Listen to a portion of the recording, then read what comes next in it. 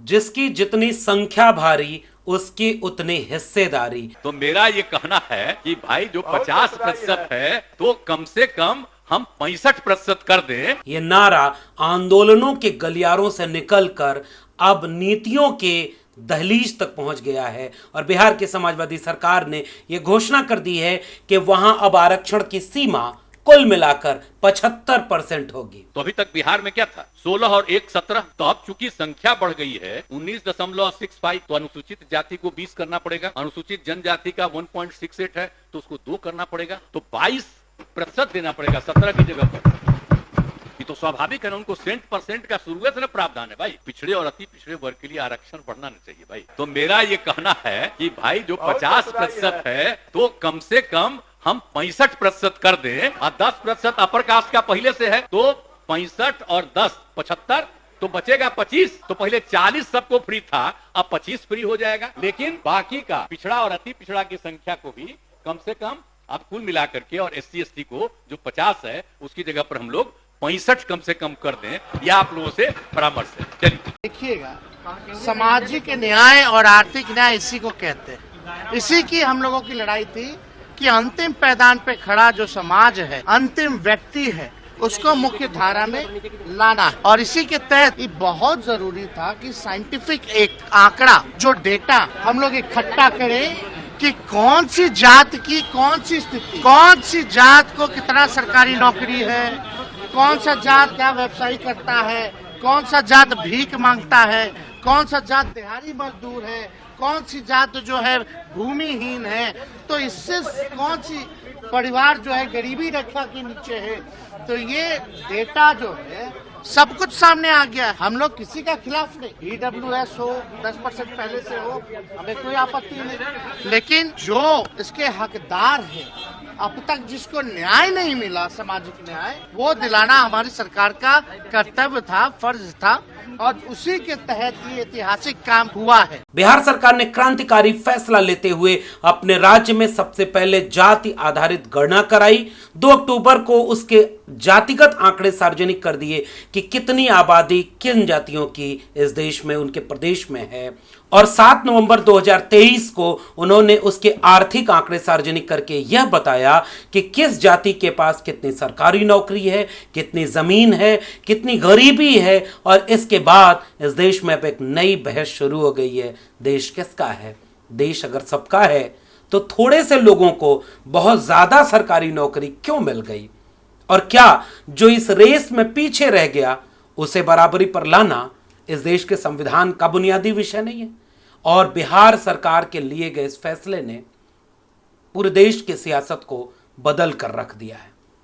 इस फैसले में क्या क्या कहा गया है, किसकी आबादी कितनी है, किस आबादी को कितनी सरकारी नौकरी मिली, गरीबी का स्तर बिहार में क्या है, इन आंकड़ों ने जब से पब्लिक डोमेन की जगह घेरना शुरू किया, तमाम मिथक, तमाम गप, तमाम धारणाएं और तमाम आरोप सिरे से खारिज होते चले गए। और इसके बाद अब एक तस्वीर नए भारत की बनती हुई दिख रही है। तो यह तस्वीर कैसी है, कैसे बन रही है ये तस्वीर, कैसे बदलेगी भारत की राजनीति, क्या है बिहार के इस सामाजिक और आर्थिक गणना के आंकड़ों में, और जब आरक्षण की सीमा बढ़ा दी गई इसका असर आने वाले वक्त में देश की सियासत पर कैसा पड़ेगा, इस वीडियो में इन्हीं बातों का विश्लेषण करेंगे। स्वागत है आपका मेरे सोशल मीडिया प्लेटफॉर्म पर।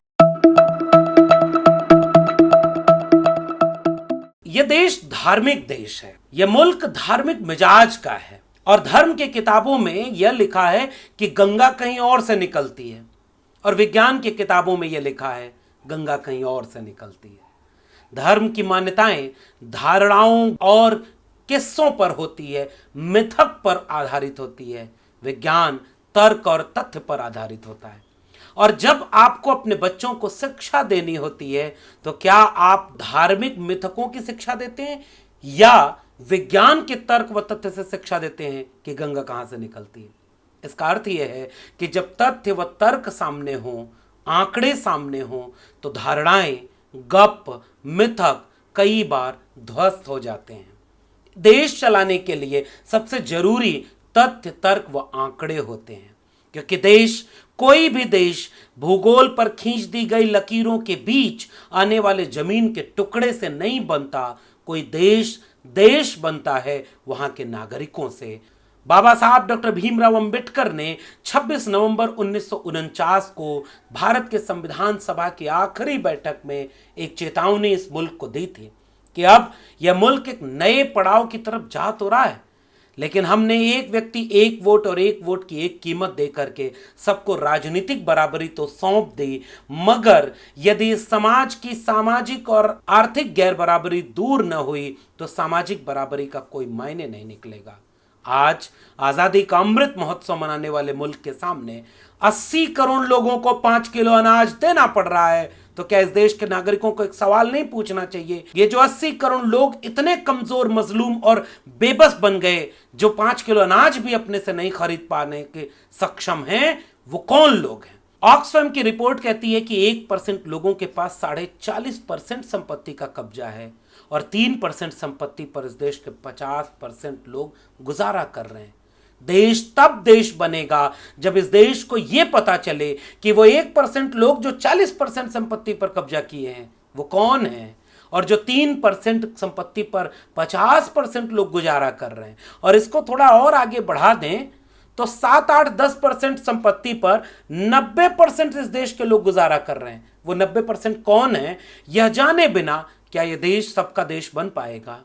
इस जमीन पर खड़े होकर अब आइए बिहार सरकार के इस काम पर बात करते हैं। बिहार विधानसभा में जब जाति आधारित गणना के आंकड़े सार्वजनिक हुए तो पता यह चला कि ओबीसी में पिछड़ा वर्ग की आबादी 27.12% है और अति पिछड़ा यानी अत्यंत पिछड़ा वर्ग की आबादी 36.01% है, यानी कुल मिलाकर 63% पिछड़े वर्ग की आबादी है। अनुसूचित जाति की आबादी 19.65% और अनुसूचित जनजाति की आबादी 1.68% है। मुख्यमंत्री नीतीश कुमार ने बिहार विधानसभा में अपनी बात रखते हुए कहा कि जब इस देश के संविधान ने शेड्यूल कास्ट और शेड्यूल ट्राइब को उनकी आबादी के बराबर आरक्षण दे रखा है, तो क्यों उनकी आबादी अगर 19.65% हो गई तो क्यों न इनके आरक्षण को 16 से बढ़ाकर 20 किया जाना चाहिए। अगर अनुसूचित जनजाति की आबादी 1.68% है तो इनकी आबादी के मुताबिक इन्हें 2% आरक्षण क्यों नहीं मिलना चाहिए। और ओबीसी की आबादी जब अत्यंत पिछड़ा बढ़ करके लगभग 36% हो गया तो इन सब को बढ़ाकर ओबीसी के कोटे को 43% क्यों नहीं किया जाना चाहिए। मुख्यमंत्री नीतीश कुमार ने कहा कि 10% ईडब्ल्यूएस रिजर्वेशन है, हालांकि होना यह चाहिए था कि विश्लेषण इस बात का भी हो कि ईडब्ल्यूएस गरीबी के आधार पर मिलेगा। तो अभी मैं आंकड़ा आपके सामने रखने वाला हूं कि किस तबके में कितने गरीब हैं, और अगर सवर्ण तबके में केवल 25% लोग गरीब हैं, यानी 4 में से 1 व्यक्ति गरीब है, तो ईडब्ल्यूएस रिजर्वेशन क्या 4% से ज्यादा होना चाहिए? लेकिन इस पर अभी बात नहीं हुई है, लेकिन हमारे हिसाब से ईडब्ल्यूएस रिजर्वेशन बिहार में 4% होना चाहिए। इससे पहले कि सरकारी नौकरियों और आबादी के बीच तुलना का वह शानदार आंकड़ा आपके सामने रखूं, सबसे पहले आइए एक गप, एक मिथक, एक धारणा को ध्वस्त करते हैं कि बिहार में जब से समाजवादी सरकार बनी पिछले 30 साल में जब लालू नीतीश के ऊपर यह आरोप लगाया जाने लगा गया कि यह गरीबी, ये भुखमरी, ये बेकारी, ये पलायन, ये सब कुछ इनके चलते आया, तो बिहार सरकार ने जब यह आंकड़ा सार्वजनिक किया तो उदाहरणाएं, गप, मिटक चकनाचूर हो गए। इस आंकड़े को गौर से देखिए। 1990 से अब तक बिहार में गरीबी की स्थिति, 1990 के पहले गरीबी की स्थिति दलित 71.14% और 2011 में 51% और 2023 में घटकर 42.93%। आदिवासी 72.11% जो 1990 के पहले गरीब थे 11 में 56% हुए और अब 2023 में घटकर 42.70%। अति पिछड़ा, पिछड़ा और सामान्य के आंकड़े उपलब्ध नहीं थे 1990 और 2011 में, और 2023 में उसके आंकड़े सार्वजनिक हो गए।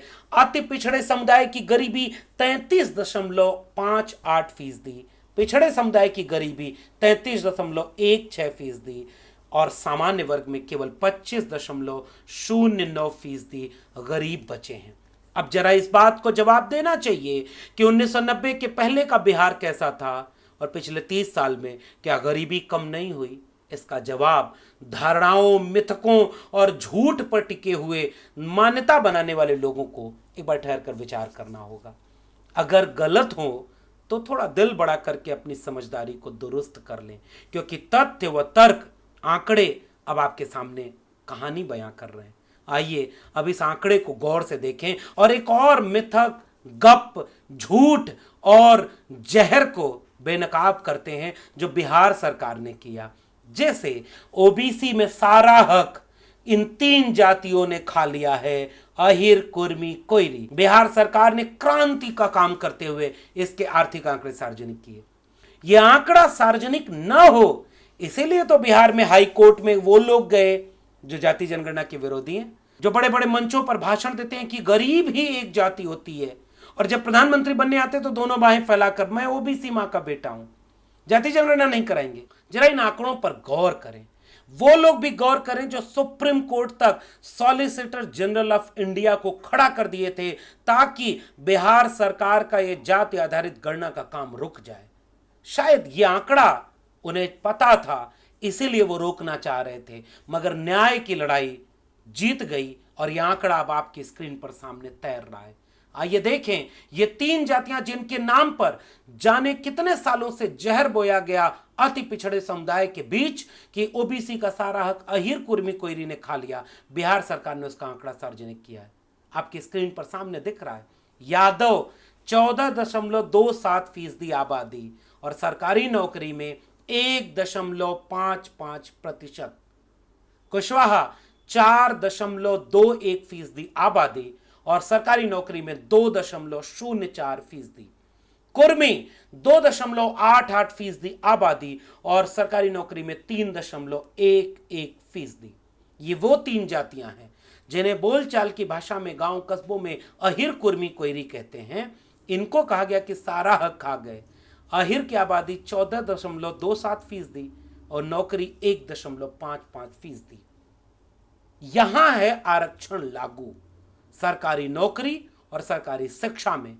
मैं मांग करता हूं कि पूरे देश के विश्वविद्यालयों में जितने कुलपति, pro vice chancellor, principal, dean और रजिस्ट्रार से लेकर के प्रोफेसर, एसोसिएट प्रोफेसर और असिस्टेंट प्रोफेसर हैं, उनका भी आंकड़ा इस देश में सार्वजनिक होना चाहिए कि कितने यादव हैं, कितने कुर्मी हैं, कितनी कुशवाहा हैं। इसका आंकड़ा भी इस देश को जानना चाहिए ताकि मिथक, झूठ बेनकाब हो जाए। 2 ही जगह आरक्षण लागू है, शिक्षा सरकारी, नौकरी सरकारी, और कहीं आरक्षण लागू नहीं। और जब वहां वो आबादी से ज्यादा नहीं, उससे कम है, तब कैसे इन्होंने सारा हक खा लिया? इसका जवाब वे लोग दें जिन्होंने इस जहर को समाज में फैलाकर, नाराज करके प्रतिक्रिया में इस समाज के लोगों का वोट लिया है। आगे जरा इस आंकड़े पर और गौर करें। भूमिहार 2.86% आबादी और सरकारी नौकरी में 4.9%, ब्राह्मण 3.65% आबादी और सरकारी नौकरी में 3.60, यानी भूमिहार अपनी आबादी से तकरीबन 2 गुना, ब्राह्मण अपनी आबादी के तकरीबन 100%, राजपूत आबादी 3.45% और सरकारी नौकरी में 3.81%, अपनी आबादी के 100 गुना से भी ज्यादा इनका प्रतिनिधित्व इस समाज में है। कायस्थ 0.60%, सरकारी नौकरी में 6.68%, शेख 3.82%, सरकारी नौकरी में 0.7%, पठान 0.7% आबादी, 1.07% नौकरी, सैयद 0.22% और नौकरी में 2.42%। यहां जितने भी सवर्ण तबके के लोग हैं ये अपनी आबादी के या तो बराबर प्रतिनिधित्व पा चुके हैं या उससे कई गुना ज्यादा प्रतिनिधित्व लिए हुए हैं। अब माफ करना, ये कुतर्क न करने लगना कि मेरिट के दम पर ये लोग आए। नहीं भाई, ये जो नेक्सस होता है ना अपनी जाति के लोगों का, principal, vice chancellor, dean, professor, सारे वही बैठे होते हैं, तो वो मेरिट नहीं चेक करते, जाति देखते हैं। जो आज भी जेएनयू और डीयू में बैठकर जाति देखकर एससी, एसटी, ओबीसी को इंटरव्यू में नंबर काट लेते हैं। इसलिए माफ करो, हंसी आएगी इस तर्क पर अगर तुम कहोगे कि तुमने अपने हुनर से ये जगह बनाई है। नहीं, तुमने अवैध कब्जे के जरिए बनाई, क्योंकि सारे लोग तुम्हारे ही तबके के थे। और रिजर्वेशन आने के बाद जितने लोग इस नौकरी में पहुंचे, उनके हुनर और अपने हुनर का तुलना करना, कभी हुनर की जाति से कोई रिश्ता नहीं होता भाई, मौके और अवसर से होता है जो संविधान ने दिया। इसलिए इस आंकड़े ने पूरे देश में भूचाल पैदा कर दिया है। अब जरा पिछड़ी और अति पिछड़ी आबादी के लोगों का आंकड़ा आपकी स्क्रीन पर है। अत्यंत पिछड़ी जातियों में तेली 2.81%, सरकारी नौकरी में 1.4%, यानी आबादी की आधे। मल्लाह 2.61% और सरकारी नौकरी में 0.41%। कानू 2.21%, सरकारी नौकरी में आधा। धानुक 2% आबादी, सरकारी नौकरी में आधा यानी 1%। नोनिया लगभग 2% आबादी, सरकारी नौकरी में आधा फीसदी। चंद्रवंशी 1.5% से ज्यादा, सरकारी नौकरी में 1.5% से कम। नाई तकरीबन 1.5% और इनको 1.3% नौकरी। बढ़ई 1.45%, 1% नौकरी। अनुसूचित जाति में जाएंगे तो दुशाद 5.31% और सरकारी नौकरी में 1.44%। चमार 5.26% और सरकारी नौकरी में 1.2%। मुसहर 3% और उनकी सरकारी नौकरी में 0.26%।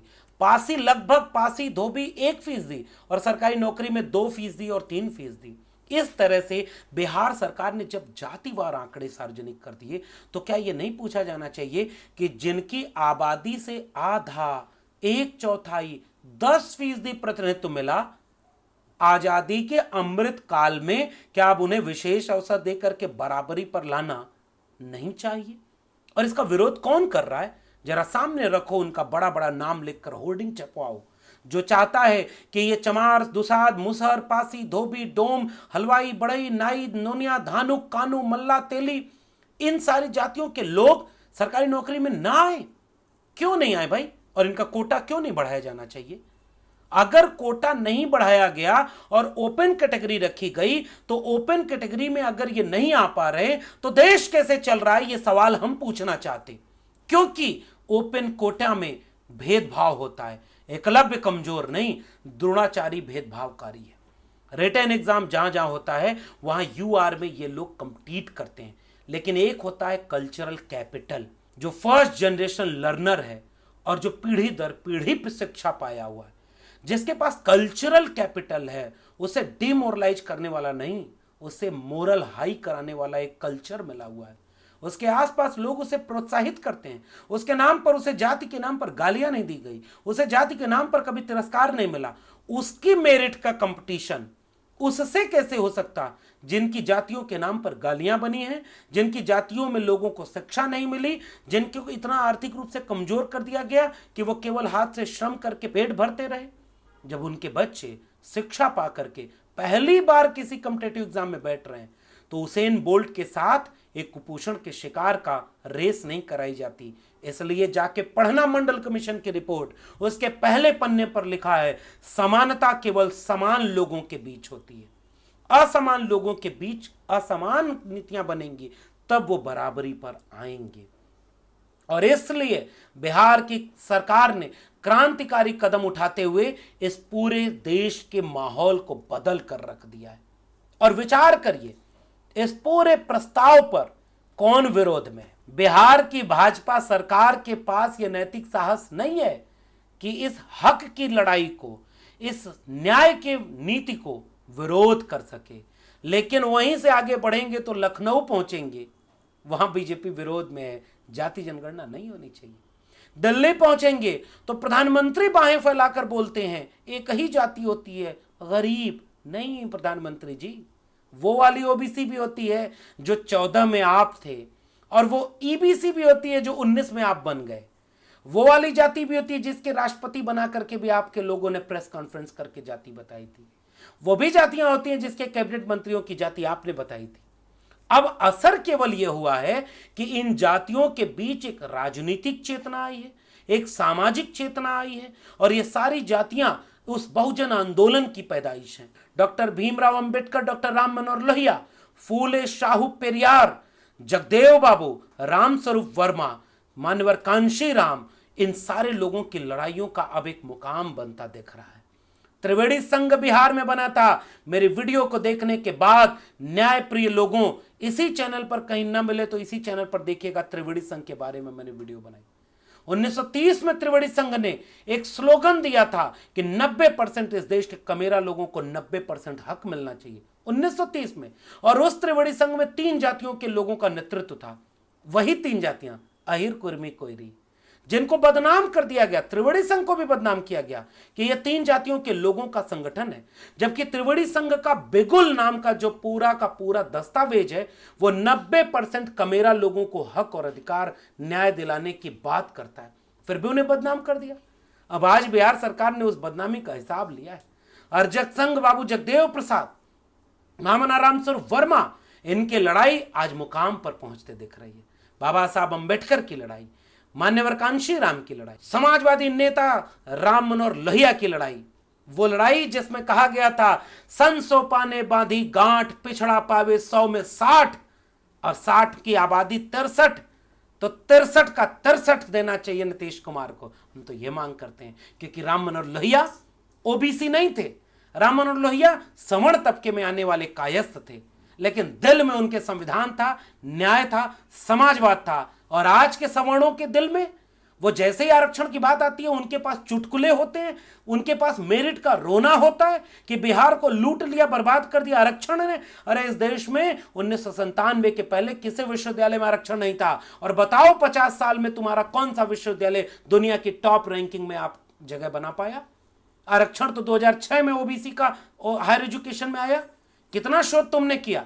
अपनी नाकामियों का ठीकरा आरक्षण पर फोड़ते हो, क्योंकि तुम श्रमजीवी नहीं। बाबू जगदेव प्रसाद कुशवाहा के शब्दों में, ये परजीवी लोग श्रमजीवियों को विश्वविद्यालयों से बाहर रखे, सरकारी नौकरी से बाहर रखे। जो हुनर और मेरिट वो लोग रखते थे, अहिर, कुर्मी, कोयरी, कानू, दुसाद, मुसहर, पासी, धोबी, डोम, कानू, तेली, मल्लाह, नोनिया, धानुक, नाई, बढ़ई, अरे ये हाथ से श्रम करते थे। इन्हें पता था कि कौन सी मिट्टी को चाक पर चढ़ाया जा सकता है, किस लकड़ी से हथियार बन सकता है, किस लोहे को कैसे पिघला सकते हैं, ताड़ी कैसे उतारी जाती है, किस मिट्टी में कैसी फसल होगी, कब पानी चाहिए कब नहीं चाहिए, किस तरह से कौन सी सब्जी किस जगह उगेगी, कौन सा खाना खाकर गाय ज्यादा दूध देगी। ये बिना रिसर्च के आया क्या? किस धूल के कण से कपड़े साफ होंगे, ये इस देश के कमेरा लोगों ने इस दुनिया को सिखाया। और तुम मेरिट की बात करते हो? क्या आरक्षण वाले भीख मांगते हैं? 10% ईडब्ल्यूएस रिजर्वेशन लेके बैठे। और बनाऊंगा एक वीडियो बहुत जल्दी, जब दिखाऊंगा कि ईडब्ल्यूएस का कट ऑफ शेड्यूल कास्ट और ओबीसी के नीचे चला गया। ये तो तुम्हारी मेरिट है। इसलिए लोहिया से सीखो, दिल बड़ा करो और अपने दिल में संविधान और न्याय को लाओ। और फिर से इस तस्वीर को देखो, 1990 के पहले का बिहार कितना गरीब था, और 2023 के बाद बिहार ने अपने गरीबों की आबादी में 20 से 30% कमी लाई है। पूछना नहीं अपने आका से, 5 किलो अनाज 80 करोड़ लोगों को 5 साल तक दोगे, इसका मतलब ये कि वो 80 करोड़ लोग अगले 5 साल तक इतने कमजोर रहेंगे कि वो 5 किलो अनाज भी नहीं खरीद पाएंगे। कभी पूछा सवाल? इसलिए इस बिहार की जमीन ने जो क्रांति का काम किया है, अब ये सांप्रदायिकता के गुब्बारे में भीतर से सुराख लगाएगा। और ये पूछेंगे अति पिछड़ा समाज के लोग, ये पूछेंगे अनुसूचित जाति और जनजाति के लोग, हमारी आबादी इतनी तो हमारी हिस्सेदारी कहां? और हिस्सेदारी देने में दर्द होता है, होगा। डॉक्टर लोहिया का एक लेख पढ़ना, जब्ती अन्याय कैसे सहें। हजारों साल से पीढ़ी दर पीढ़ी जिनको शिक्षा मिली, जिनको अवसर मिला, सम्मान मिला, विशेषाधिकार मिला, वो लोग आज ये कहते हैं कि हमारी मेरिट जा रही है। थोड़ा अन्याय सहना पड़ेगा, क्योंकि अब इस मुल्क के कमेरा लोग अपना हिस्से मांगने के लिए, अपने हिस्सेदारी के लिए, बराबरी में खड़े होने के लिए भारत के संविधान के बल पर सामने आ रहे हैं। तो बिहार सरकार को शुक्रिया अदा करिए कि उसने आरक्षण की सीमा को बढ़ाकर 75% कर दिया। मगर जाते जाते एक और चेतावनी, ये काम झारखंड की हेमंत सोरेन की सरकार ने भी किया, और बीजेपी के पार्टी से राजनीति करने वाले राज्यपाल बनाकर भेजे गए लोगों ने उस फाइल को रोक रखा ताकि वंचित शोषित लोगों को उनका हक न मिल जाए। छत्तीसगढ़ की भूपेश बघेल सरकार ने जब आरक्षण की सीमा बढ़ाई तो यही बीजेपी द्वारा भेजे गए राज्यपाल आज तक उस पर फाइल पर साइन नहीं किए हुए हैं और दोनों जगह पर आरक्षण आज भी लागू नहीं हो पा रहा। पहचानो वो कौन है, और कहीं ऐसा ना हो कि बिहार विधानसभा, बिहार सरकार ये निर्णय अगर पास करा लेती है तो उसके बाद इस फाइल को रोकता कौन है। अब हिसाब खुलकर होगा, कौन न्याय के पक्ष में खड़ा है, कौन समता और बंधुता के पक्ष में खड़ा है, कौन संविधान के पक्ष में खड़ा है और कौन अन्याय के साथ मनुस्मृति को लागू करे रखना चाहता है। कौन चाहता है कि थोड़े से लोगों का कब्जा बना रहे ताकि रोज हम हिंदू मुस्लिम कर सकें, पूरे देश को निजी हाथों में बेच सकें, सबको कमजोर कर सकें, शिक्षा रोजगार नष्ट कर दें और दिल में मनुस्मृति जो है उसे संविधान बदल कर लागू कर दें। इस देश के कमेरा लोग अब न्याय की लड़ाई में बराबरी पर खड़े होंगे और इस बात का असर बिहार से निकलकर उत्तर प्रदेश तक जाएगा। उत्तर प्रदेश के कमेरा लोग भी अपना हिस्सा मांगेंगे। और याद रखो, हम मेहनत कश जगवालों से जब अपना हिस्सा मांगेंगे, एक खेत नहीं, एक गांव नहीं, हम सारी दुनिया मांगेंगे। इस बात को याद रखिएगा, हिस्सा देना होगा। अवैध कब्जा कभी भी नहीं चलता। जब तक ताकत का दुरुपयोग है तब तक अवैध कब्जा चलता है। जब न्याय की लड़ाई सामने होती है तो ताकत हारती है, न्याय जीतता है। हम उम्मीद करते हैं और सैल्यूट करते हैं बिहार सरकार को कि उनके क्रांतिकारी कदम के लिए उन्होंने हिंदुत्व के पूरे विमर्श को भीतर से खोखला करके अपने हक और अधिकार के विमर्श पर लाकर खड़ा कर दिया है। देखना दिलचस्प होगा कि ये आगे किस करवट बैठता है। आपको ये बातचीत कैसी लगी नीचे कमेंट बॉक्स में बताइएगा, और अगर जरूरी लगी तो पहुंचाइए ना इस बातचीत को गांव गांव घर घर तक, ताकि शिक्षा की रोशनी चले। और याद रखिएगा समाजवादी नारा, सच कहना अगर बगावत है तो समझो हम भी बागी हैं। बहुत बहुत धन्यवाद।